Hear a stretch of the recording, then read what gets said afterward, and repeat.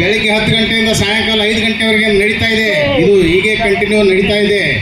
ಅದೇ ರೀತಿ ವಿಧಾನಸಭೆ ಒಳಗಡೆ ನಮ್ಮ ವಿರೋಧ ಪಕ್ಷದ ನಾಯಕರಾಗಿರ್ತಕ್ಕಂಥ ಆರ್ ಅಶೋಕ್ ಅವರ ನೇತೃತ್ವದಲ್ಲಿ, ಹಾಗೆ ವಿಧಾನ ಪರಿಷತ್ನಲ್ಲಿ ಚೆಲುವಾದಿ ನಾರಾಯಣ ಸ್ವಾಮಿ ಅವರ ನೇತೃತ್ವದಲ್ಲಿ, ಹಾಗೆ ಹೊರಗಡೆ ಎಲ್ಲ ಜಿಲ್ಲಾ ಅಧ್ಯಕ್ಷರುಗಳು ಹಾಗೂ ಪ್ರಮುಖರು, ಶಾಸಕರು, ಮಾಜಿ ಶಾಸಕರ ನೇತೃತ್ವದಲ್ಲಿ ಎಲ್ಲ ಜಿಲ್ಲಾ ಕೇಂದ್ರಗಳ ಕಚೇರಿಗಳ ಮುಂದೆ, ಜಿಲ್ಲಾಧಿಕಾರಿಗಳ ಕಾರ್ಯಾಲಯದ ಮುಂದುಗಡೆ ಇಡೀ ರಾಜ್ಯಾದ್ಯಂತ ಹೋರಾಟ ನಡೀತಾ ಇದೆ.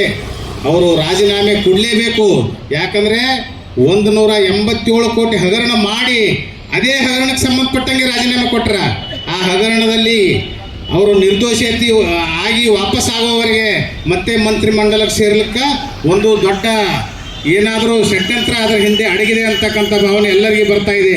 ಯಾಕಂದರೆ ಯಾವ ಕಾರಣಕ್ಕಾಗಿ ಅವರು ರಾಜೀನಾಮೆ ಕೊಟ್ಟಿದ್ದ ಆ ಸಚಿವ ಆ ನಿರ್ದೋಷಿ ಆಗಿನ್ನೂ ಬಂದೇ ಇಲ್ಲ. ಈಗಲೇ ಮತ್ತೊಮ್ಮೆ ಅದಕ್ಕೆ ಮಂತ್ರಿಮಂಡಲಕ್ಕೆ ಅವರನ್ನು ತೆಗೆದುಕೊಳ್ಬೇಕಾದ್ರೆ ಇದರ ಹಿಂದೆ ದೊಡ್ಡ ಷಡ್ಯಂತ್ರ ಇದೆ, ದೊಡ್ಡ ಕುತಂತ್ರ ಇದೆ. ಈ ಹೋರಾಟ ನಾವು ಇಲ್ಲಿಗೆ ಬಿಡೋದಿಲ್ಲ. ಈ ಹೋರಾಟ ಅವರು ರಾಜೀನಾಮೆ ಕೊಡೋವರೆಗೆ, ಕೊಡದೇ ಇದ್ದರೆ ಬೇರೆ ಬೇರೆ ಜಿಲ್ಲಾ ಕೇಂದ್ರಗಳಿಂದ, ಬೇರೆ ಬೇರೆ ಮಂಡಲಗಳಲ್ಲಿ ಕೂಡ ಹೋರಾಟ ಮಾಡಿ ಪಾದಯಾತ್ರೆ ಮುಖಾಂತರ ಬಳ್ಳಾರಿಗೆ ಬಿ ನಾಗೇಂದ್ರ ಹಠಾವ್ ಅಂತ ಹೇಳ್ತಕ್ಕಂಥ ಉದ್ದೇಶ ಇಟ್ಕೊಂಡು ಎಲ್ಲರೂ ಕೂಡ ಹೋರಾಟ ಜೊತೆಗೆ ಪಾದಯಾತ್ರೆ ಕೂಡ ಮಾಡಬೇಕಾಗಿರ್ತಕ್ಕಂಥ ದಿನಗಳು ಸಮೀಪ ಬರ್ತಾ ಇವೆ. ಅದಕ್ಕೆ ಮುಂದಿನ ದಿನಗಳಲ್ಲಿ ಇದಕ್ಕಿಂತ ಹೆಚ್ಚು ಪರಿಣಾಮ ಎದುರಿಸೋ ಬದಲಿ ಕೂಡಲೇ ನಮ್ಮ ಬೇಡಿಕೆಗೆ ಸ್ಪಂದನೆ ಮಾಡಿ ಬಿ ನಾಗೇಂದ್ರ ಅವರು ರಾಜೀನಾಮೆ ಕೊಡಬೇಕು. ಯಾಕಂದ್ರೆ ನೀವು ಕಳಂಕಿದ್ದೀರಿ. ನಿಮ್ಮದೇ ಸಮಾಜದ ಮತ್ತೊಬ್ಬ ವ್ಯಕ್ತಿ ಕೂಡಲಿ, ನಮ್ಮದೇನು ಅಭ್ಯಂತರ ಇಲ್ಲ. ಬಿ ನಾಗೇಂದ್ರ ಬಿಟ್ಟು ಎಷ್ಟೋ ಮಂದಿ 33 ಸಚಿವರುಗಳಿದ್ದಾರೆ. ನಾವು ಯಾರ ಬಗ್ಗೆನೂ ತಕರಾರಿಲ್ಲ. ಆದರೆ ಬಿ ನಾಗೇಂದ್ರ ಒಬ್ಬರಿಗೆ ಯಾಕೆ ತಕರಾರು ಮಾಡ್ತೀವಿ ಅಂದ್ರೆ ಅವನು ಕಳಂಕಿತ ಮನುಷ್ಯ. ಆ ಕಳಂಕಿತ ಮನುಷ್ಯಾಗ ಕಳಂಕರಹಿತವಾಗಿ ಬರೋವರೆಗೆ ಅವರಿಗೆ ಮನೆಯಲ್ಲಿ ವಿಶ್ರಾಂತಿ ಮಾಡಲಿಕ್ಕೆ ಅವಕಾಶ ಕೊಡಬೇಕು. ಅದ್ರ ಜೊತೆ ಈಗಿರ್ತಕ್ಕಂಥ ಸರ್ಕಾರ ಅವ್ರು ಎಷ್ಟು ಡಿ ಕೆ ಶಿವಕುಮಾರ್ ಹೇಳ್ತಾರ, ನಾವು ಕೇಂದ್ರದಲ್ಲಿ 33% ಮಹಿಳೆಯರಿಗೆ ಮೀಸಲಾತಿ ಕೊಡು ಅಂತೇಳಿ ಅಲ್ಲಿ ಬಿಲ್ ಪಾಸ್ ಮಾಡಲಿಕ್ಕಾದ್ರೆ ವಿರೋಧ ಮಾಡ್ತಾರೆ. ಅದೇ ರೀತಿ ಕರ್ನಾಟಕದಲ್ಲಿ 34 ಸಚಿವ ಸ್ಥಾನದಲ್ಲಿ 33 ಸಚಿವ ಸ್ಥಾನ ತುಂಬ್ಯಾರ. ಒಂದು ಸ್ಥಾನ ಖಾಲಿ ಇಟ್ಕೊಂಡು ನಾವು ಕೊಡ್ತೀವಿ ಅಂತ ಹೇಳ್ತಾರ. 33% ಮಹಿಳೆಯರಿಗೆ ಅವಕಾಶ ಕೊಡ್ಬೇಕಾದ್ರೆ 10-11 ಮಂದಿ ಮಹಿಳೆಯರಿಗೆ ಸಚಿವ ಮಾಡಬೇಕು. ಅದರಲ್ಲಿ ಒಂದೇ ಒಂದು ಮಹಿಳೆಯರಿಗೆ ಕೂಡ ಸಚಿವ ಸ್ಥಾನ ಕೊಡ್ತಾ ಇಲ್ಲ. ಯಾಕಂತ ಕೇಳ್ರಿ, ಇನ್ನೊಂದು ಖಾಲಿಯಾದ ಮಹಿಳೆಯರಿಗೆ ಇಟ್ಟಿವತ್ತರ. ಅದೇ ಥರ ಕೋಲಿ ಕಬ್ಬಲಿಗ ಸಮಾಜದ ವತಿಯಿಂದ ಯಾರಿಗೂ ಕೊಡಲಿಲ್ಲ.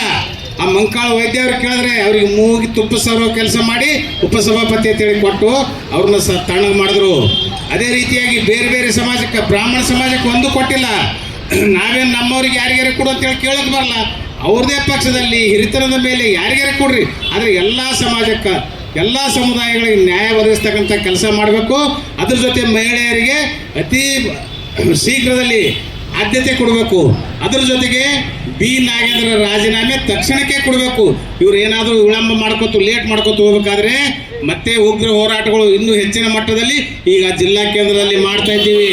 ಇವ್ರು ಏನಾದರೂ ರಾಜೀನಾಮೆ ಕೊಡದೇ ಇದ್ರೆ ನಮ್ಮ ಇಡೀ ಕರ್ನಾಟಕ ರಾಜ್ಯದ 224 ವಿಧಾನಸಭಾ ಕ್ಷೇತ್ರಗಳಲ್ಲಿ ಕೂಡ ಇದೇ ಥರದ ಹೋರಾಟಗಳು, ಇದೇ ಥರದ ಧರಣಿಗಳು, ಇದೇ ಥರದ ಸತ್ಯಾಗ್ರಹಗಳು ಮುಂದುವರಿತವೆ.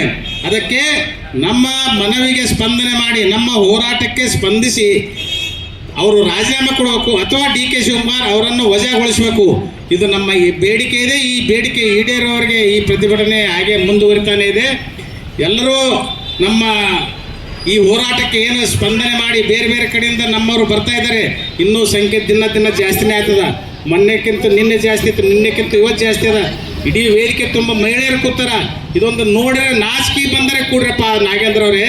ನಮ್ಮ ಹೋರಾಟಗಳು ಎಷ್ಟು ದಿನ ಜಾಸ್ತಿ ಆಗ್ಲಿಕ್ಕತ್ತವಂದ್ರೆ ನಿಮ್ಮ ಅಂತ್ಯಕಾಲ ಅಷ್ಟೇ ಸಮೀಪ ಆಗ್ತಾ ಇದೆ ಅಂತಕ್ಕಂಥ ಮಾತುಗಳನ್ನು ಈ ಸಂದರ್ಭದಲ್ಲಿ ಹೇಳಿ ನನ್ನ ಮಾತು ಮುಗಿಸ್ತೀನಿ. ಜೈ ಹಿಂದ್, ಜೈ ಕರ್ನಾಟಕ.